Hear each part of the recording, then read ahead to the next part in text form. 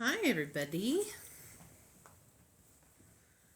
I never know how to start these things because no one's really on yet, so I just get to sit here and talk to myself for the recording. Hello.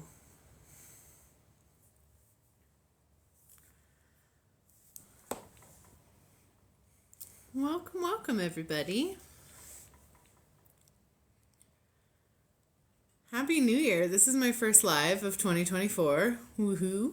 Super whoop. And I kind of just came on spontaneously. I didn't even let my mods know this time. I was just like, I'm popping on. I don't know. We're doing it now. Hello. Welcome.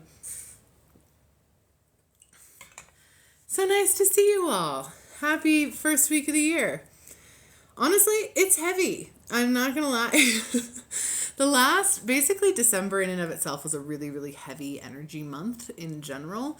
And this first week, it's kind of feels like we're still all hungover from Mercury retrograde, and a lot of people are sick still, which I think there's some energetic reasons for that, but obviously there's some physical reasons for that too.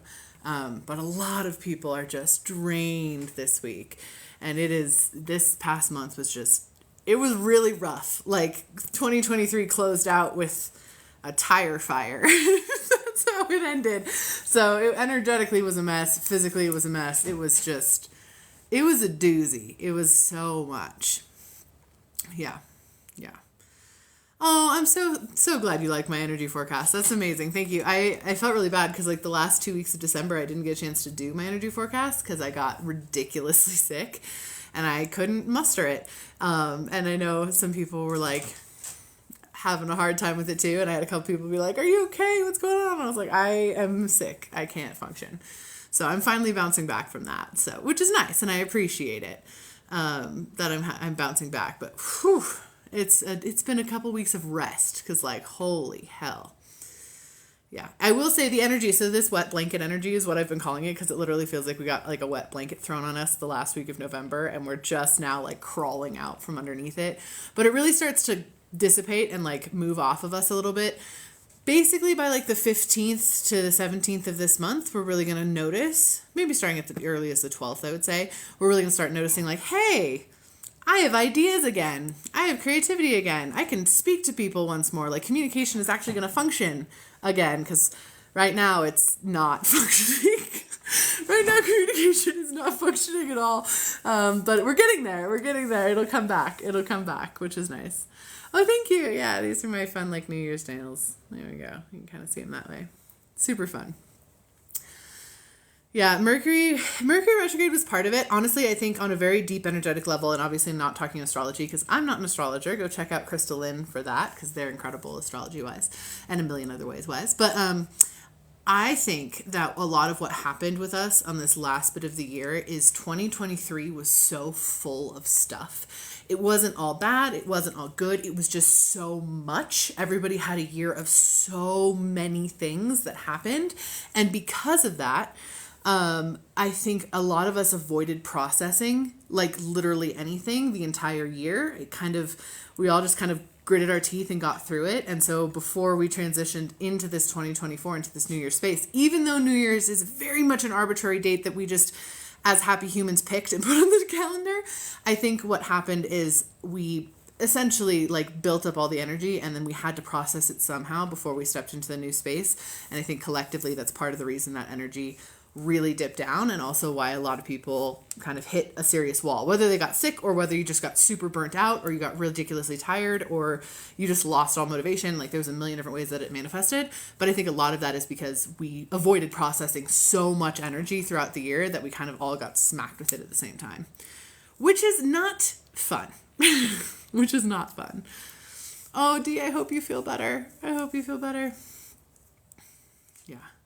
Yeah, not to mention what's been going on in the world too. Watching that has been really, really hard, and the helplessness feelings that a lot of us are feeling with that, and doing the most we can, and it not making a difference very much is incredibly frustrating. It's incredibly frustrating too. So that I think also helped make us really burnt out really fast. So Not saying tune out from everything, because you can't tune out from the world, especially with what's going on, but absolutely just doing things for your energy that make you feel good is a really good idea. Really good idea. Yeah, that's the other thing I recommend. So next week, this coming week, we actually have a new moon, which is coming up, and oh, hi, Kendra and Patty. It's so nice to see you guys. The new moon that's coming up is kind of a weird one. On an astrology level, it's in detriment, so it's like not particularly happy. But just on the energy level, it is like all I'm going to recommend to do for this new moon to manifest new things in is to just like rest and embrace having some joy. Like that's it. Like don't try to manifest anything beyond that. Not saying it's bad. Like if you have the energy to do it, rock on. But like truly that is how you're going to get the most out of it. It's just like resting, allowing yourself the space to just be, like doing things that make you happy in order to manifest more things that make you happy. Like that is the energy of this new moon coming in.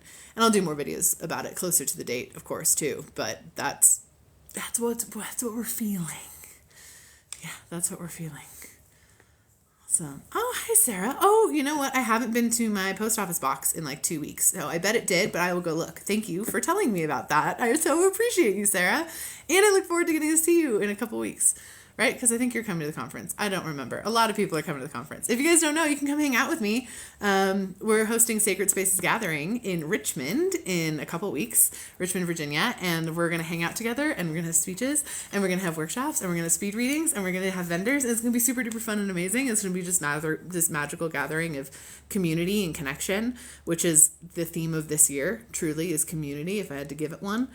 So if you want to come hang out with me in person, you should. You should come hang out with me. Oh, virtually too. There is a virtual option as well. But we do have a couple ticket availability options still available. So you can check those out. There's a virtual option and then there's some in-person options. So you can come hang out with me. It'll be so fun. If you're in Virginia, come say hi. Sorry, my bunnies are going wild over there. Guys, could we not? Thank you. One was like throwing their food at the other one. I was like, why is that super loud? I don't know if you guys could hear it or not, but it was very loud on this end. Chill. Chill. It's so funny. Oh, yeah. Oh, do you guys have any fun plans this weekend or anything? Anything you're doing that's like not just sitting under this heavy energy? I think a lot of people are just kind of resting.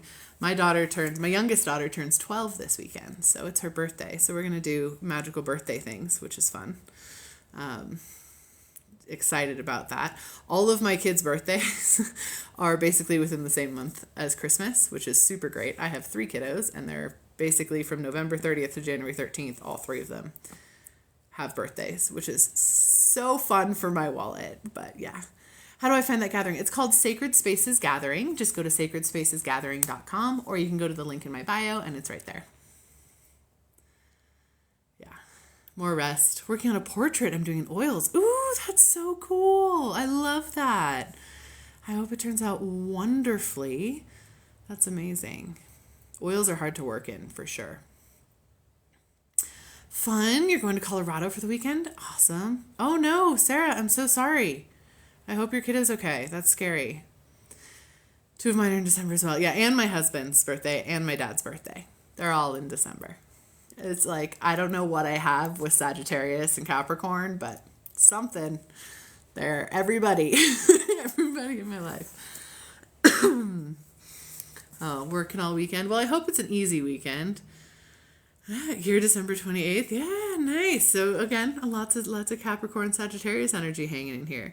First live you caught me on. Yeah, I've been trying to, obviously this fell off in December because, life. But I try to go live every Thursday. I know it's Friday, but I try to go live every Thursday to chat just magic stuff and, answer questions and hang out. I love doing this. It's so much fun. So, I love making space for that. So, trying to do it every Thursday. Yeah. I just joined, but if we're talking about birthdays in June, hey, so you are a Gemini with me. I'm also in June, which is just so you know, I was just talking about sun signs. Again, I'm not an astrologer, but that is such a tiny little part of your chart, just to keep that in mind. But pretty funny. When we were little, and I was someone said that they and their parents used to talk about the stupid people that had their kids near Christmas. Listen. Sometimes we don't choose when the kids come. The kids just come, okay? I made a video about being sleepy this week, and I'm taking naps, and you have every day. Yeah. Yeah, it's a very sleepy week. I honestly, like, the most energy I can do outside of, like, my normal workday stuff is to, like, sit on the couch and crochet. Like, that's all I've been doing. And not crocheting super well, but just crocheting in general. I'm working on it. I haven't crocheted really since middle school. And now I'm like, in order to, again, honor that energy that I want to bring into the year, which I really want to bring in the energy of doing things I enjoy and having hobbies that make me feel productive and happy and excited. So I'm working on the crochet deal. But that's all the energy I've had. That's it. That's all that's there. So we're working on it. It's good. Oh, hello. Welcome, everybody. You guys are so sweet. Yeah. Random question. Do we know your spirit guides? Are they family members or angels? So in general, spirit guides are very interesting because the first thing to remember about spirit guides is there is not like a rule of thumb, like guides are always this or guides are always that. They are whole and complete unique beings that before you came on planet, you went to them and you're like, hey, these are the things I've planned out for my life. Help me. Make sure I get to them. Make sure I need someone to help me manage this thing or that thing, or I'm going to have these types of experiences and I need a guide that's a specialty in this, whatever. Sometimes that could mean a past loved one. I will say more often than not, past loved ones aren't necessarily a guide in the guide sense. They're kind of treated in more of like an ancestor bucket, which is kind of where I put them. As far as they help with ancestral stuff, family stuff, maybe they just really love you and they come that way, but they didn't necessarily like sign on before you came on planet. Occasionally, for sure. It's not like it's unheard of at all. But yeah, I'm not painting people's guides. Where'd you see that? I used to do that a long time ago, but I haven't painted anyone's guide. Sorry, I just saw that. I was like, what? That's kind of funky. Anyway, so your guides can be, sorry, super ADHD moment just then. That your guides can be past loved ones, but more, they can also be extra dimensional beings. They can be aliens. They can be people you incarnated with in previous lives. They can be deities. They can be people who existed in the different like realms next to us, like dragons or giants or fairies or you name it. Like there's so many different things that guides can be and ways that they can show up. So there's definitely not anything one specific way. So they can be past loved ones, they can be angels, but you have your own unique team of these beings that are whole and complete beings. Hopefully that makes sense. I still don't know anything of my guides, like anything. Well, first step to getting to know your guides better is to start just genuinely talking to them. Everybody has them. I've channeled thousands of people and all of their guides. Everybody has them. I've confirmed it with my guides, everything. You have at least one guide that is there helping you out. So the first thing is to just start asking, be like, hey, I want to have a relationship with you. Like, I'd like to get to know you better. And then start kind of exploring. You can do that through card pulls. You can do that through just asking them random questions throughout the day. You can do some channeled journaling.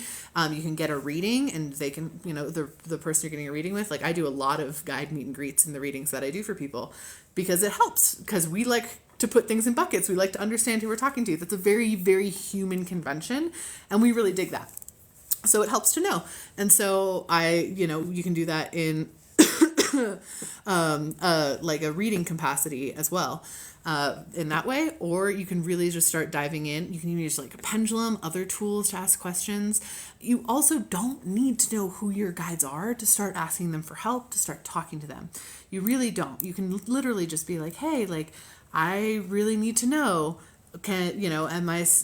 what am I supposed to do today? What should I watch on TV tonight? I need help figuring out what to do in this relationship. Whatever. You can start asking them those things. You don't need to know everything about who they are in order to know that they're there to help you and in order to let them help you. So just to keep that in mind as well. They're like helpers. They're like literally signed on helpers that you have a contract with that help you with certain things. Like they're in your court, on your team 100% of the time. That is your spirit guides. Now, they might not do everything in the ways you like them to do the things. And I will be very clear about that because sometimes you're like, help me with this thing. And they're like, yeah, we're going to do this thing over here actually instead. And you're like, that's not what I asked for, but it ends up being what you actually needed, or it gets you around to the other side of the thing that you actually need to get to. I mean, there's a million different reasons. But yeah, they are your helpers. They literally are here helping you out, guiding you through your life mission for whatever reason. Because again, guides are their own beings. So there might be a bunch of different reasons that happen. But that's also why I encourage people to start their spiritual journey with guide communication stuff, because those are the beings that are guaranteed to be in your court and on your team. And so they're going to be the easiest ones to talk to and work with. You asked for a sign from your dad and you received it within 2 minutes of asking. I love that. That's amazing. I'm so happy. That's amazing. Yeah, and maybe you begin to have a new understanding as your path continues. Exactly. Like, things don't always work out the way we want them to, and our guides don't let things work out exactly the way we want them to, because that they have the whole map. We have like a tiny little picture, and then we grow in understanding as we follow those, as we walk down those paths, as new things happen, and we can kind of expand and grow what we're getting from life and understanding and our purpose and all those different things. So, yeah. Oh, thank you for saying that. I'm incredible. I'm so happy to help you all on your spiritual journey. Like, it is such a joy to me because I've been in this industry a really, really long time. Like, I was doing readings for people when I was in high school, like 15 years old. Like, I've been doing this stuff a really long time. And the amount that this has changed is so deep. Not like what I do, but that it's how received it can be and how much it can be shared. And I'm just so truthfully honored to exist during this time period where I can like talk about all my weird psychic stuff and it's genuinely and truly helpful to people. Like, that's incredibly cool. That's incredibly cool. And I'm so, so glad to get to do that. So I'm happy to help. Truly happy to help. Before bed, I try to manifest a better living, and when I close my eyes, I see smoke. Is that bad? No, I do not think that's inherently bad at all. Oh, hello, Caitlin. I don't think that's bad at all. Like, think about it this way. We oftentimes think of smoke and we're like, oh, fire. Like, that could be something yucky. Smoke is not inherently not always awesome. Fire isn't inherently bad either, though. Neither is incense smoke. Like, there's a bunch of different things that it could be meaning. It could also be that your guides are trying to show you something where you can scry using the smoke. So this is something you guys can do either like with physical fire or smoke, but it could also be if you see it in your mind's eye too. Oh, excuse me. But scrying is the same thing you do when you look into a crystal ball. You let images come up to the surface. You can do that into fire. You can do that into smoke. Even if you're doing that with like tangible stuff, you can even take pictures of the fire and smoke and like see what images stand out to you there and start translating those images. But I would be like, hey, there's smoke here. I need some more information, and start to maybe look and see what the smoke is telling you, or go with what your just knowing pings are kind of giving you. But no, it absolutely is not a bad sign. Not at all.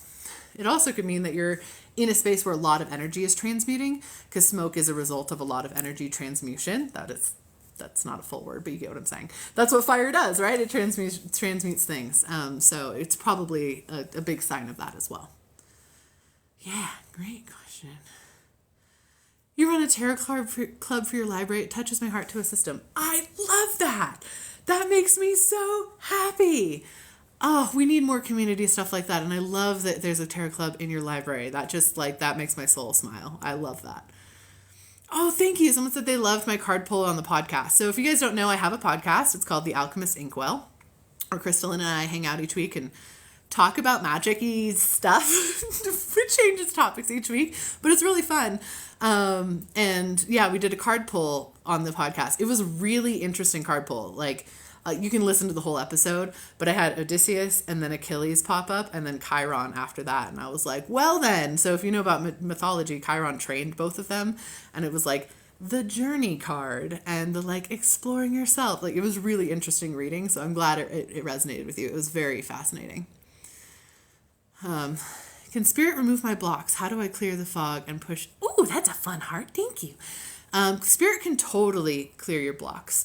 One thing I always recommend when you're trying to do block removal work, whether you're doing that with energy technique, whether you're working with your therapist, because mental health stuff is important, and also working with block removal stuff, whether it's working with spirit stuff, the first step of that is actually figuring out what the heck your blocks are. And I'm not saying you have to know all of them. I have a couple videos further back. I think I posted it last month or something, where I talked about ways where you can flow around blocks that you know exist, but you don't necessarily know what they are.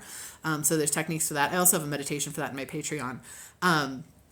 But it helps to know what some of the stuff is that you're actually releasing. So doing a journal session or making a fear list or anything like that where you start to understand what your blocks actually are and then ask your guides for help is really, really impactful. It also gives you a space to create affirmations to counteract that block. So oftentimes a block is a single sentence. When we really get down to it, we're like, oh, wow, I fear not being enough. You can write an affirmation that is the opposite of that. It is safe and possible to be enough, or close, close truth. And then every time that fear comes up, you have an affirmation to counteract that, and then spirit can give you additional oomph and stuff to do. I do a lot of block pulling and releasing in readings, and it doesn't have to be hard. And I don't want anyone to ever think that it has to be this hard struggle to pull and release the things that are standing in your way. It doesn't. It takes some training and some understanding, and I teach it in one of my courses, in the Psychic Soul Magic course that I have. I have multiple courses. So you can go check those out if you're interested in learning more. But it doesn't have to be hard and complicated. It can be energy work. You can ask spirit to do it. There's so many ways to clear and release your blocks. So absolutely. Great question. Question. I had one interaction with Archangel Michael, and that's it. Does that mean he left my team? He might. If he came and he guided you and he bounced, that doesn't mean he left your team. He might come in at a future date and to connect with you again. Oftentimes spirit guides do that. So spirit guides are not a consistent, this being does this and is constantly watching you all the time. You might have a couple like that. Most people do have like a 24/7 ride or die couple guides that help with various different things, usually a protector, and occasionally like a very like holds your map, kind of helps manage your 3D Earth life stuff kind of guide. But what guides can come in and give you one message and bounce, and then they can come in and give you another message and bounce at another time and be very sporadic like that. That's totally a possibility. Also, I've channeled Archangel Michael quite a bit. Consistency is not his forte. So it doesn't surprise me you had one strong interaction with him and then not so many after that.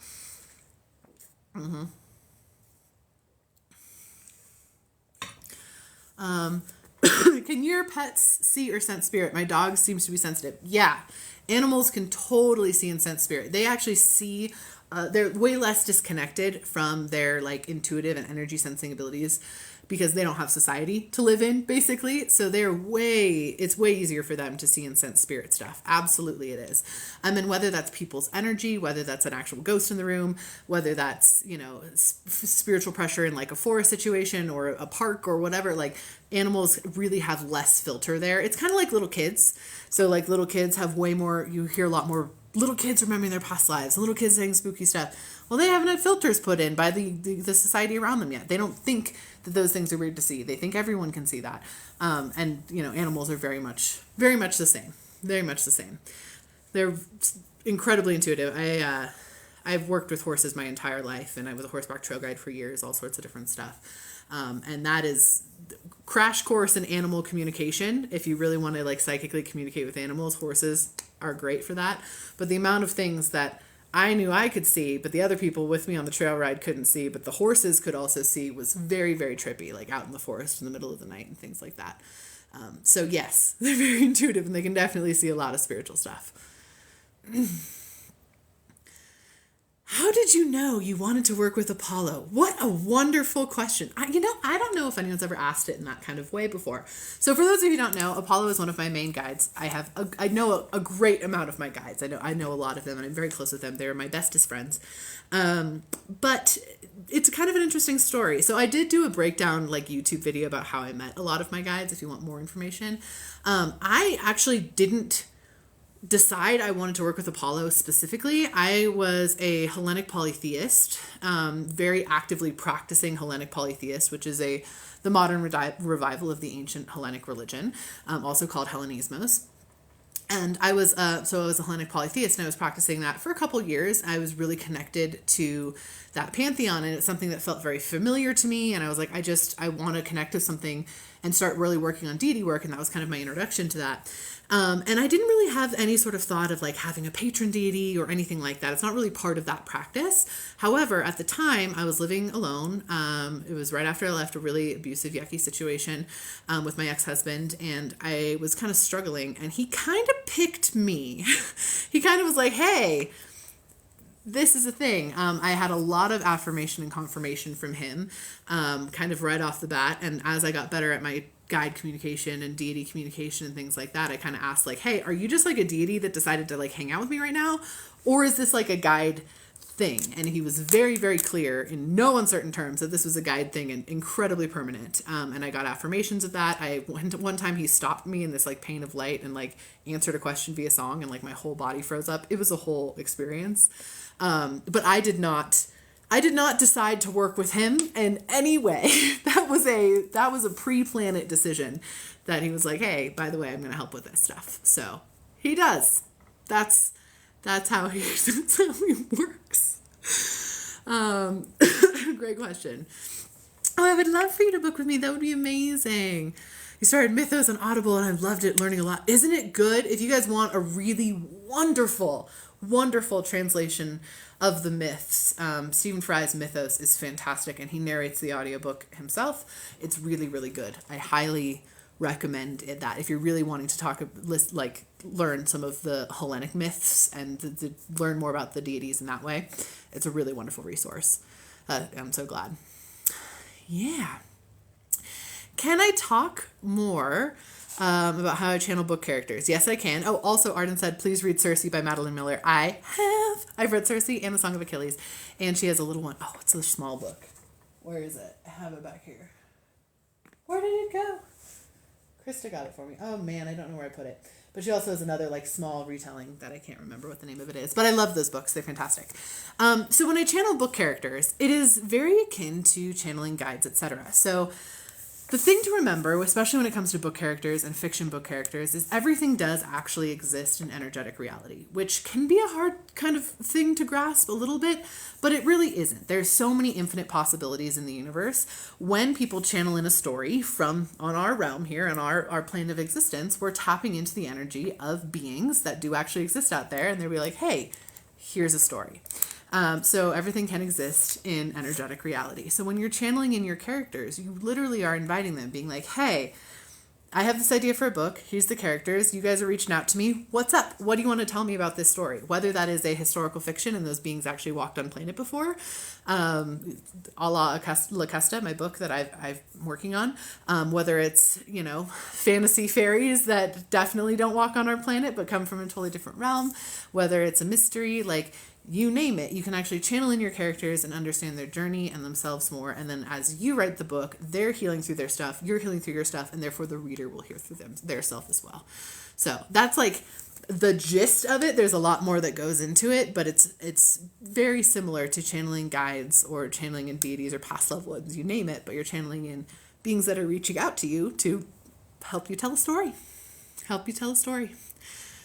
Hermes updates. Okay. Here we go. I appreciate so many of you being so invested in this journey. Hermes the hamster is not a real hamster. He is a warming stuffy, like one that you can pop in the microwave. And I bought him a while ago. Apollo named him Hermes. He thought it was hilarious. Hermes did not think it was hilarious. Me and Hermes got in a fight, like the deity. We got in like a fight. We kind of made up, but then I moved. We bought a house. We moved. I don't know where that stuffy ended up. I still don't know where that stuffy ended up. And I was finally talking to Hermes over Mercury retrograde. I was like, dude, what do you want from me? Like, I don't know where the stuffy is. Like, can you help me find it? Are you hiding it on purpose? Like, what is going on? Why can I not find the hamster? And he looked at me and he was like, well, I want another one. And I was like, another hamster? He was like, no, another H animal. So I'm going to find another H animal, wormy thing, and also name it Hermes. And then I'm sure I will find Hermes the hamster, and then he will have both animals. And I have a feeling it's intentional to rub it in Apollo's face. So that's what's going on with Hermes the hamster. He wants another H animal. So a hippo or a hedgehog or a horse maybe. I don't know what he wants. So we're going to find one. I will go to like TJ Maxx or something, and I will find an H thing that he decides he wants. A hermit crab would be freaking amazing. If I can find a hermit crab wormy, I will 100% get that, because that would be hilarious. Ooh, a harpy wormy would be cool. I'm all for the mythological creatures. It's pretty much only broken into like dragons though. And I love dragon stuff. I have a dragon guide. I think dragons are amazing. Dragons do actually exist out there. But I do wish that more mythological creatures would like hit more mainstream so we could get like cute versions of them. Like we get a lot of cute dragon stuff, but it would be really cool to get like a cute Cerberus thing. You know what I mean? Like a cute griffin thing. Like that would be fun. So someone asked if you've watched the new Percy Jackson series yet. I have. I really love it. I am a very big fan of the Percy Jackson series in general. So yes, I'm watching it with my kids and it's lovely. Like, Greek gods are so cool, but I'm nervous. I grew up Catholic. Okay, so for anyone who grew up Catholic, I also grew up Catholic. Like, extremely, extremely Catholic. My parents are still very Catholic. Like, very, very Catholic. I was raised very Catholic. We went to church every Sunday, the whole 9 yards. This is super blasphemy, but I'm going to say it anyway. Catholicism is polytheistic. Catholics deeply believe in multiple types of deities. They just don't call it that. They believe in angels. They believe in saints. And those are all very much deified beings. They are deities. So the jump from Catholicism to any other pagan or polytheistic religion is not hard to make. Once you actually think about it, you're like, oh wow, like you're actually used to praying to different things like that. Obviously they are extensions of God or how it's taught in Catholicism, and no hate towards any religion ever. I'm never about hating people for their religion. Everyone has their own path and that's beautiful and amazing. I don't appreciate when people hate other people because of their paths, but that's beside the point. But that is something to think about. And also like the things that you're, told to be scared of are, of course, not necessarily scary. But there's tons of different deities out there. And as you explore that, keep in mind, one, you don't have to do deity worship or practice or anything like that. You don't have to do that. You can just talk to your guides and talk to ghosts and whatever, and that's totally fine. But if you feel drawn towards it, go towards the one that you feel comfortable and drawn towards. Oh, someone said something about saints. What? My saints, I don't give them offerings, only like flowers and candles, but Greek gods are more, right? Oh! I once offered Greek gods potato chips. Because that's what I had to offer. So they got potato chips that day. Like I've offered different deities, all sorts of different stuff. Actually, when we were in Greece, we were on this hike and there was like this cave on this hike. And one of the other people on the hike with me was like, I think there's something in that cave. I'm like, I think there's something in that cave too. And so I walked over there and I didn't have anything to leave as an offering. I was like, what do I have? Like I can just say some sweet words here. Like I can just talk to the whatever beings in the cave and just be like, thank you for letting us pass, like sending you love. But then I realized I had water. Like I had a water bottle with like a little bit of water left. And I was like, oh, I'll just pour some libation, which is just pouring water on the ground, or any other liquid on the ground. And so I did. I poured some libation onto the ground and just said thank you. And then I saw that they had this like cup, like some trash like in the cave, and I went to reach for the cup and I got a hard no, do not touch it. That's my cup. And I was like, your cup, not my cup. So have my water, enjoy your cup, and I will not try to clean up your cave. But yeah, like that, deity work does not have to include some big elaborate offerings at all. And that goes for most pantheons. Like if you're working on like ancient pagan, if you're working with the Egyptian gods or the Norse gods, I mean, there's a million different types of gods out there. The Babylonian or Sumerian gods, the Mayan gods, like there's a whole bunch of different stuff. Of course, look at the cultural practices that still exist around those specific deities, and don't do anything that is closed. If it's not for you, it's not for you. But there's tons of ways to work with those different deities that does not require a lot of pomp and circumstance, I promise. Oh, Greek gods would be totally fine with flowers and candles. Absolutely. Absolutely. I have a statue to Apollo over there. And then I've got like a cute little goddess body crystal. And then I'll put some food on my altar on occasion. Whenever I make additional cup, like if I have leftover coffee, sometimes I'll make another cup of coffee and be like, hey, this is for you guys. It's fine. Yeah, there's my nails. They're like a metallic-y thing, except for this one. But they're like metallic-y and fun. I wanted it to be special and shiny.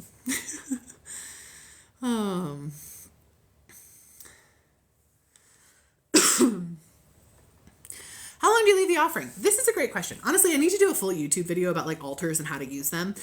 Because the truth of it is you can leave it for a day. You can leave it for a month. You can leave it for an hour. It really is up to you.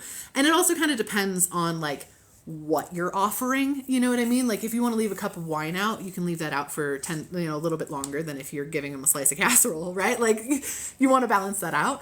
But sometimes, and I do this too, is I'll like decorate my altar for a certain month. I'll be like, oh, it's spring and I'm putting tons of fresh flowers, and I'll leave the flowers there until it gets kind of wilty and I'll take them off. It kind of just depends on you and what feels the best for you, and it depends on what you're offering. So when I put crystals and stuff up there, I'll leave those offerings up there, I'll dust them and I'll rearrange them and stuff, but they're up there pretty much all of the time. Same with like monies. When I offer the fairies something, I kind of just give them some shiny stuff, or I like put stuff, water my plants and say like thank you to the fairies, that kind of thing. So there's a ton of different ways to do that. So there's no like set amount of time, and it just really depends on your practice and your connection, and also what deities you're working with, and if they're mad at you or they're like, hey, leave this up there for a while. Like you'll figure it out. I'm not trying to make it like they don't get angry at you very easily, but you get what I'm saying. Like if they're like, hey, no, I want that for a long time, or I only want that for a day, or I just want to take the essence, you name it. Ooh, a Highland cow. That's a great idea. I love that. Hermes is the god of cows. That is not a bad idea. That's not a bad idea. I will think about that one. Boris update. Boris is hanging out. Dragons are having a moment in media, and also a lot of dragons are coming forward as guides, and he is thrilled about it. Boris is my dragon guide, for those of you who don't know. He's adorable. He's a very big dragon, but he wasn't always a big dragon, but he is a very big dragon. He always makes sure I say that. But he's kind of having a moment watching all of the dragon kind of stuff be influenced on people again, and he is appreciating it. So he's hanging out. It's going to be really interesting. So when we do when we're going to do Sacred Spaces Gathering, which is the like gathering conference that we're hosting in Richmond, Virginia at the end of this month, if you want to come hang out with me, there's still tickets available, and I'm really excited about it. But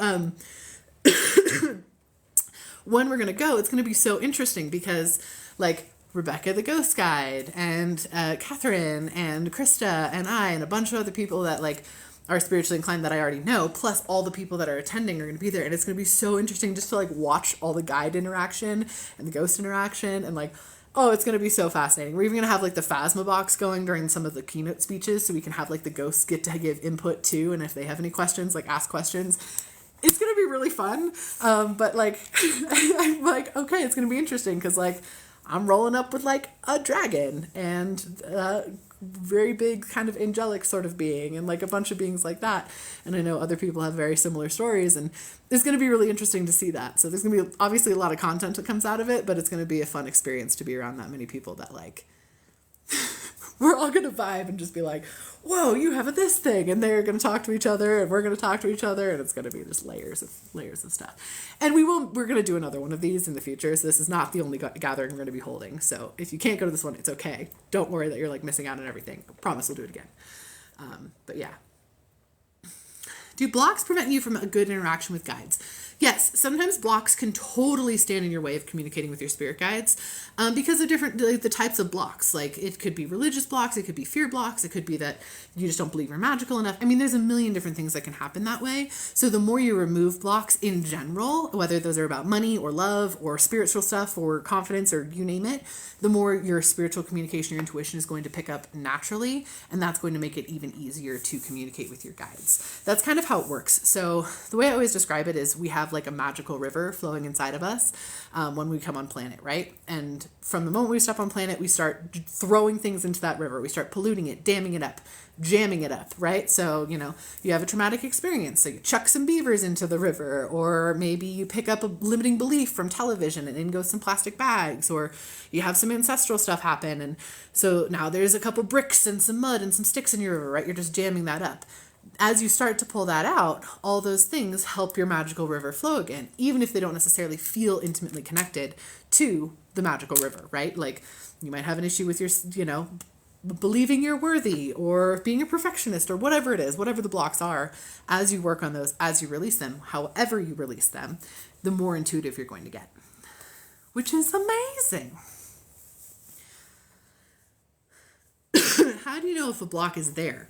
So couple different things. It's the things that we have that it's important to start with like limiting beliefs. So the difference between like a limiting belief and a block, limiting belief is like a 1 sentence, maybe 2 sentence statement that is a limiting belief about yourself or the world.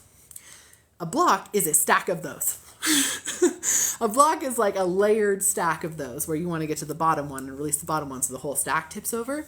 So how do you know? Well, what things do you believe about yourself, the world, or others that feel limiting? That is how you start to figure out what those blocks are.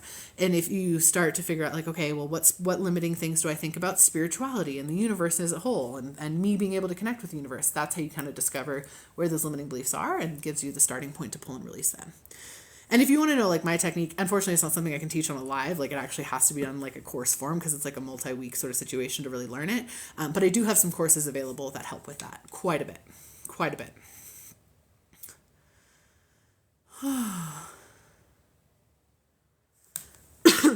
Sorry, I'm catching up on like the comments here, which is amazing.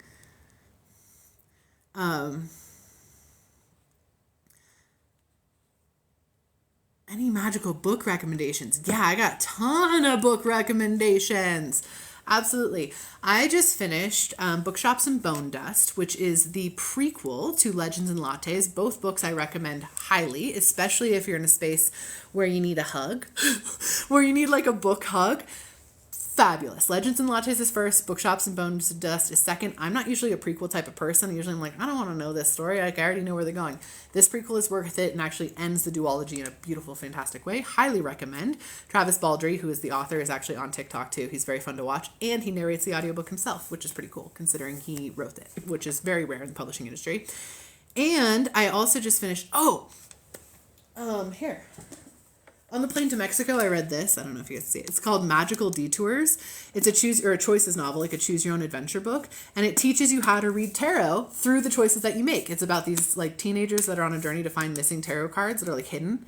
And as you like make these choices, it helps you to understand not the minor arcana so much, but the major arcana of tarot and like the archetypes that go along with it. It was just super fun. And it has like some really cool themes. Like no matter which way you read it, you're going to be really satisfied. Highly recommended it. Queer, wonderful non-binary representation. It was really neat. So loved that one. That was it's a really easy read too. You'll just get through it super fast. It was very fun. Very, very fun. You want to hear about my Mexico trip? And my Mexico trip was amazing. So early in December, my husband and I went down to Mexico to do a Temazcal ceremony. And we did a very, very traditional Temazcal ceremony, which I was very conscientious because I wanted to make sure I was appreciating culture and not appropriating culture, which is incredibly important to me. And this was a really wonderful appreciating culture experience where basically, and I'll do a full YouTube about it, but it was releasing so many things that needed to be released from my life and space. And when we got there, I immediately talked to like the Temazcalero and like our guides, and I was like, I don't want to be appropriating culture. And they're like, no, here, this is what we start out with. And everyone gets a ribbon that's red to tie around your head or your neck that symbolizes that we all have the same blood color and that healing is for everyone, which was really cool and beautiful.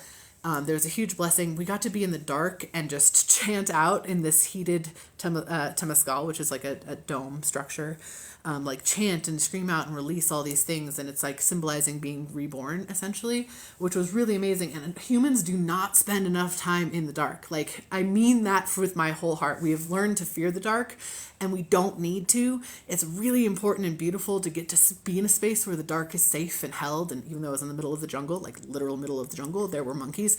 It still felt so safe and held. And to be in the dark in that sort of way is something that we don't get a lot. There's light pollution. There's, stuff going on. We always have lights around us. And to be able to just see the energy move through the dark, which I can see energy with my physical eyes, and to be able to just have that there and have that space was amazing. At one point, this was just one cool little bit of validation. I was just watching different spirits and energies move around the spaces as they do. They're around kind of all the time. And a jaguar came out of like the jungle and into the space. Obviously, it was not for me or anything. I was just like, whoa, hello, I see you. And the jaguar kind of like looked at me, as a spiritual jaguar, like looked at me, kind of cocked his head. And just then, the Temazcalero started talking about the jaguar, like invoking a jaguar in Spanish. But that's like, I know a little bit of Spanish. And I was like, oh, cool. This is like, you were invoking a jaguar. Amazing. And then they started playing the drum, and like the jaguar is like running around the Temazcalero. And it was really cool to just get to witness and to just heal. And then we got to go swim in a cenote afterwards. And again, middle of the jungle, there was like 3 light bulbs and everything else was like torches, and it was amazing. It was a very sacred, beautiful energy that totally was renewing. So I'm going to do a really in-depth deep dive of a lot of the stuff that happened on my trip. to Mexico, but it was a really special time, and I was very, very thankful to get to exist in that space, and I was very thankful to the deities, and it was to the people there. It was amazing. Temescalaro, it's a Temescal ceremony. Temescalaro is essentially like a shaman who leads the Temescal ceremony. It's a Mayan ceremony, still practiced in modern day, but very, very ancient Mayan ceremony.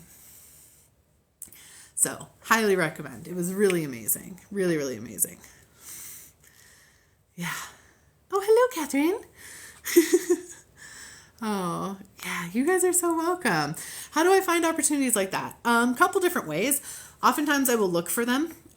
When I'm feeling, when I start getting pings, like my guides are pushing me to go do something, or go, explore something, I will start looking for them. I'll look for them in spiritual communities I'm a part of. I will look for them on, just to get like tour guide option stuff too. That's how I did Nero's Golden Palace when we were in Italy, which is also not a very popular tour, but it's something that I freaking love. And Lacoste actually lived there, which is a whole other experience. You can actually just find those that way. Or I will just ask my guides, like, hey, if you want me to go do this thing, I need the resources to come. Like, you need to send me either someone to tell me I need to come with them to go do this thing, or, an access point to these things that I'm being shoved into doing. And so that's how I tend to go about it, and just vet them from there. And I do a lot of research and make sure that this is the right thing I'm actually going for. Absolutely. Yeah. How do you feel called to a Mayan ceremony? Great question. It didn't leave me alone. I had it brought up multiple times in 3 days. A ceremony I had never heard of. I learned about it once, not even on TikTok. How did I learn about it? I learned about it. Oh, someone I'm friends with mentioned having gone to one. And then I was like, oh, how interesting. That feels very interesting. And then it did not leave me alone. I heard it mentioned 3 or 4 different times, literally in like a 3-day period. And I was like, okay, there's something to that. And then my husband and I were talking, and he was like, hey, like, we need a space to go like decompress. Like, it's been a lot year. I wish we could just kind of go. And I was like, well, I've been getting messages that I need to go do this Mayan ceremony thing. Should we go check that out? And then I dove into that and kind of went from there. So yeah. That's how it works. I truly, one of my favorite things about connecting more with your spiritual side and your guides and all of that is following the breadcrumbs that get left from them of like, go this direction and leaning in and finding the synchronicities. It's important. There's my nails. Yeah. They're super fun. But yeah, really, helpful. I went to Mexico. Yeah, I went down, it was kind of by Tulum is where we went. Yeah. Do you regularly cleanse your home? I had an odd experience after cleanse and need some advice. I do cleanse my home, but I do cleanse my home in very unique and different ways. So you can cleanse your home by putting cinnamon in front of your door and just kind of shaking out the energy. You can do sound cleansing with like a sound bowl or even music or singing. You can shine light in different corners of your house. You can move things around. I'll do all of those things. So I cleanse those very often. Recently, when everyone was getting sick in my house, we had a couple big gross like flies also for some reason end up in the house. And I was like, we're cleansing this bitch. So I did. I was laying in bed because I was sick, but I did a huge like energy-based cleansing visualization where I just washed the entire house through with golden light, and like every little corner I visualized just poofing the golden light into and pushing it and pushing it and pushing it. Did it for my entire house and down into the earth beneath me, and really cleansed the energy that way. And then asked if there was, made sure that I wasn't missing anything. Asked my guides like, hey, is there anything in here? They said no, and I was like, cool, then I'm gonna I want you guys to make sure nothing comes in while I like sleep and like heal and like feel better. But since then the energy has felt much better as well. Sometimes even doing something as simple as just moving a couple things around, like a couple little knickknacks in a room, can just switching those placements totally moves the energy and releases some stuck energy. And then you can kind of cleanse that out as well.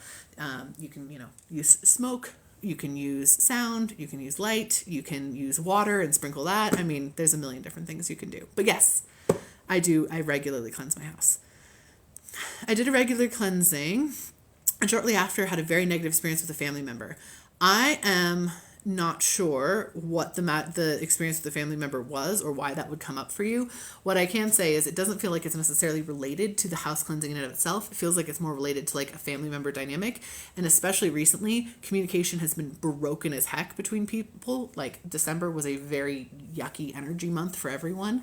So that could probably have had something to do with it. Like really have had something to do with it. Yeah.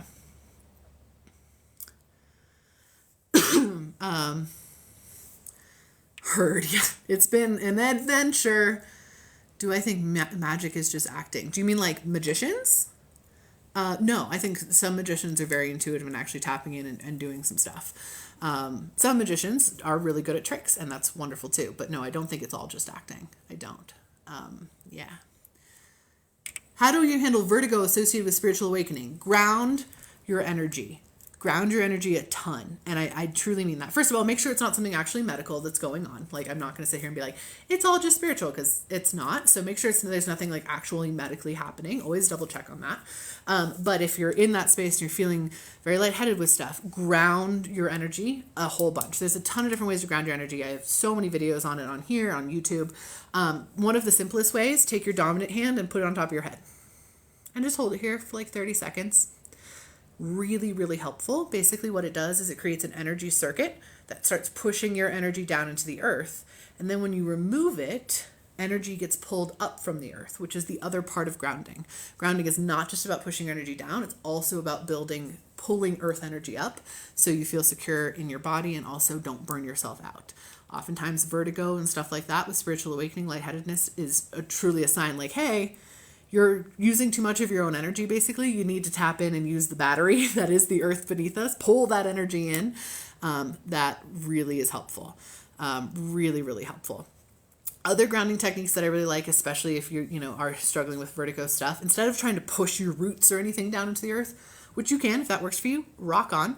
But a really good one is to like visualize like your feet are the socket and then run a cord of energy up from the earth and plug it on in. So then it's like a mutual exchange and you're getting energy in and you're pushing energy down. And that can also form a really helpful grounding thing. And then of course the like actual, like go put your feet on the ground, hold a stuffed animal, have a stuffed animal that's for grounding. This is my grounding rock, my grounding crystal. It's a rhodochrosite. Rhodochrosite is not inherently grounding, but this rock told me that it was for grounding, so that's what it's for. I go specimen by specimen when it comes to crystals. So I'll hold that when I need some grounding too. If you want to have something of the earth to hang on to, that can also really help. Really, really help. Yeah. Oh, you remember watching me during the height of the pandemic? Yeah, I've been on here for like 4 years now. I've been on here a long time. Oh, I'm so happy. I'm so happy you still love my content, and I'm so glad that I was there for you during that very transitional period that we were all in together. We're still in that. Ooh, that was weird. It kind of just did all right, funky. But we're still kind of coming out of that space. Not saying that like COVID's gone or anything, but like as far as a transitional period, and now we're in the space where this year I think we really do stuff. Like we actually do things, which is amazing. So yeah, I'm excited for that. You missed my daily energy readings. I do weekly still. So I do weekly energy readings all the time, every week. And then I also do more in-depth weekly energy readings via my email list, which is totally free. Like if you want to join that, I send you an email every Monday with like, this is the stuff to do this week to take care of your energy. So yeah, if you want more of that's the place to get it. Also, someone asked if I do readings. I do readings. Yes, I do readings. I do one-on-one readings. I am booked out about 4 or 5 months right now. But so if you're good waiting with that and trusting in divine timing, I also do group readings on occasion. And then I also have some courses and stuff as well. So yeah. Oh, I'm so glad you love those emails. Yeah, they're super fun for me to write because it feels like talking to friends and I get to be like, this is all the stuff that's going on, you guys. It's like longer than I would put in a 3-minute video. You know what I mean? So I can give you more like personalized information basically, which is awesome. So did someone ask, can you talk to trees? Absolutely. So trees are really interesting because they are, one, very wise, two, incredibly wonderful mentor type energy. However, thing with trees, if you start to talk to trees, know that they're going to be very honest with you. Whether you'd like that honesty or not, doesn't matter to them. So yes, trees, plants in general, even objects. You can talk to all of those things. Everything has a consciousness. It's just not always what we deem a consciousness, but you can absolutely communicate with that. And I love going different places and talking to the different trees of those places, because trees have very different personality based on the type of tree they are, the environment that they're in, all that sort of stuff. So like here, I live in a forest and I'm very familiar with my trees around here, very comfortable with my trees around here. I also lived up in the redwoods for a while and got very intimately comfortable with those trees as well. Very different personalities. Whenever I go to like the East Coast, I always talk to the trees because it's almost like they speak a different language. Like the energy vibes are that different. So I highly recommend talking to the trees. Yeah. I'm always nice to pencil sharpeners. Yeah, be nice to them. Be nice to your printers too, and they will like you more. Found my cool looking website but didn't see the email list. So at the bottom of the website, you can literally just type, it says keep in contact, and you can type in your email there, or there's a little pop-up that says join the mailing list. That'll pop up. I am on the West Coast. I'm in Lake Tahoe. Yeah. Stop cursing at the printer, got it. I mean, it's your choice, but I always go nice before aggressive when it comes to communicating with the technology and other objects in our lives. Didn't some Greek gods do some bad things to women? Totally. They did. They did do some bad things to women. I will say, first of all, myths are written by men. Keep that in your brain. Because I've had a lot of gods get very pissed about the narrative that is actually spun about them, because that was not how it happened, but again, written by men. Also, some gods did do yucky things to women, and it's a matter of if they have healed from that or not. Like, are they better people or not? This was thousands of years ago when they walked on planet and did those things. So it's kind of, it's up to you on how you feel working and connecting with them. And if there's a specific deity you don't feel healthy or aligned with, then don't connect with them. Like, you don't have to. I am a Gemini, Libra rising, Scorpio moon. Is there a way to make sure you connect with good intentions and spirit energy and not bad ones? Yes. First of all, ask your guides for help. Ask protector energy to stand in place. Ask them to make sure that they have your back and have the space safe for you. 2, always go in knowing that whatever being you're connecting with is going to be a whole and complete person. And as being a whole and complete person, or being out there in the universe, they're going to have the good, the bad, and the ugly. That's what we all have, right? So understanding that everything has nuance is important. But intention is also really important. Like, it depends on what you're trying to connect with. Are you trying to connect with a ghost that might be around? Well, that ghost could be an asshole, or that ghost could be really sweet grandma. Like, it really just depends on that person. Are you trying to connect, do some astral stuff to make sure you're really protected and you're going to spaces that feel welcoming and open and not feel not so much? It's kind of about developing your own spiritual intuition and remembering you have on and off, where you can decide to tune in and you can decide not to tune in. Anything that starts trying to get you to do things for them, do big spiritual things, make big spiritual shifts, whatever it is, for their benefit exclusively, not your benefit and their benefit, but their benefit exclusively. That's when I'm always yeah, no, spirit, I'm not going to do what you just asked. That's not a thing unless we already have a friendship that's built and I know something about that spirit for whatever reason. But motivation is very key when it comes to spirit communication. Great questions tonight, you guys. I love it.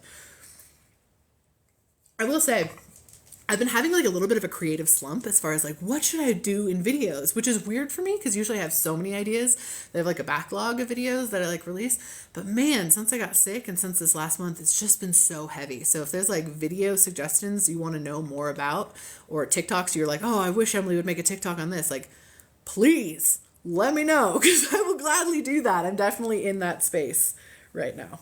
Really in that space. My Mercury sign, I think, is also Gemini. I have to double check on that, though. I don't know off the top of my head. Great question. I don't know. You're a Scorpio sun, Gemini moon. Oh, we're the opposite. That's so fun. Oh, I'd love to work with you, too. Definitely check out my readings. I'd love to work with any of you. Whoop, stop that. Gregory's idea about graveyard protectors. There are definitely graveyard protectors. Every cemetery has a protector, or 7. Cemeteries are very protective spaces. Very much so. Lots of story times. I can do all the story times for sure. I have very many of that. I do have a lot of like guide communication skit ideas still that are sitting in there. So I'll make some more of those because I know those are super fun. Dream work and identifying if it's a dream or another trying to hijack it. Ooh, yeah, I can do some videos on that. I would love to have info on animal guides, familiars, fetches, so on. Okay, guide communication. All right, guys. I can do all sorts of videos about all those things. Definitely. Something else that someone said that I missed. Where did it go? Graveyard Guardians. Yeah, totally. Want to do tangible energy work? Yeah.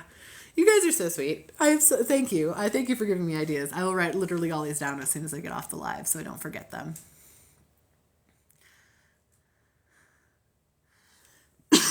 Astral projection would be cool to learn about. Astral projection is really interesting. So everyone can astral project. You absolutely can. But I always like preface it by being like, but you don't have to. Like, it's not something that you're trying to work up to getting to do. Like, if you feel aligned with it, wonderful. If you don't, that's fine. There's no pressure to astral project. As someone, I do astral project, and I have done it quite a bit, and I have gotten a lot out of it, but I know a lot of people don't like the feeling of it, and that's fine too. So it's very, very interesting to see the differences there. As far as like, what it speaks to you vibe wise. So yeah, I can totally do stuff on astral projection, but just like know that like when I do that or when anyone does that, it's not something you have to be building towards in order to be a spiritual person, I guess is where I'm going to go with that. Yeah. More realm stories, historic places. I have so many of those on backlog. You know what's funny about I have some really cool announcements coming up as far as the channeling historical places thing. I cannot announce them for like probably a month or two at this point, but we got some fun stuff in the works with that. That being said though, like I have so many channeling historical places and people and being stories and stuff. I don't know why. I almost like I had a little bit of a resistance to putting it out there for a while because my stuff got yeeted onto the wrong side of TikTok for a minute, and then now it's come back around. And so I will definitely do a lot more of the channeled history stuff soon. It makes my heart so happy. It's something I think I'm supposed to be here and do in a lot of ways.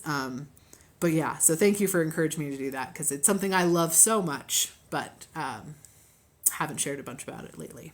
So I will definitely do that. Things real in spirit that we lose touch with. Gnomes, fairies, animals. Yes. Okay. That's awesome. I really need to do like a series on like realms, like the realms around us and the beings in those realms and messages from those beings in those realms and what they talk about. So yeah. How do you know if the Fae borrowed your watch? Okay, so if you lose something and you're like, is this the fairies? Like, I cannot find it. You can always start by asking, like, hey, I would really like to have this back. This was a really fun game. Please, can I have this back? You can even leave an offering of some coins out or some candy, and just see if that's the case and if it comes back that way. It's easier to just be like, I'm assuming that you did, and I'm going to just ask for it back. Than it is to be like, no, maybe not. Like, maybe it wasn't, or whatever. What's it going to hurt? Ask for the fairies for it back. If anything, even if they didn't take it, and they might be able to find it for you because you left them an offering. So that's what I recommend doing.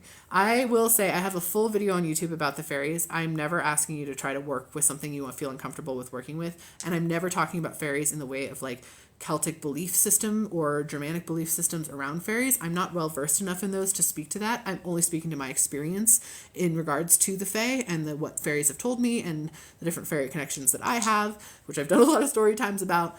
So that in my experience is the best way to kind of get it back. Yeah.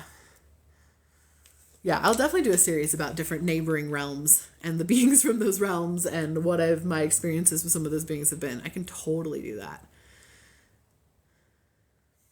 I can totally, category history. I can share any surface details of different deities. Yeah, ones I've worked with for sure. Absolutely. I can totally do that. Oh, well, thank you guys. You guys are awesome. I appreciate that. Also, Gregory, I'm so stoked you got the package. I'm happy it made it to you. That was a journey. Oh, that's amazing. Okay.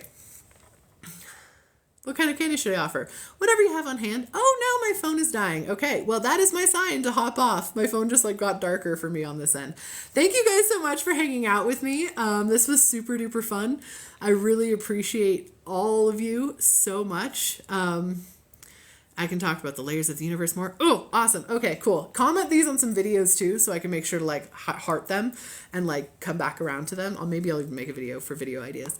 But thank you guys so much for being here. This has been such a pleasure. Thanks for hanging and spending your Friday evening with me. I do try to do these every Thursday, so I will be on next Thursday, hopefully. So check me out then. And of course, all of the things, whether you want to attend the conference or book a reading with me or join my Patreon or you name it, all of the information's in the link in my bio. But thank you guys so much. I want to get off before my phone dies and you just like see me cut out. But I love you all. Have an amazing, amazing evening. Bye.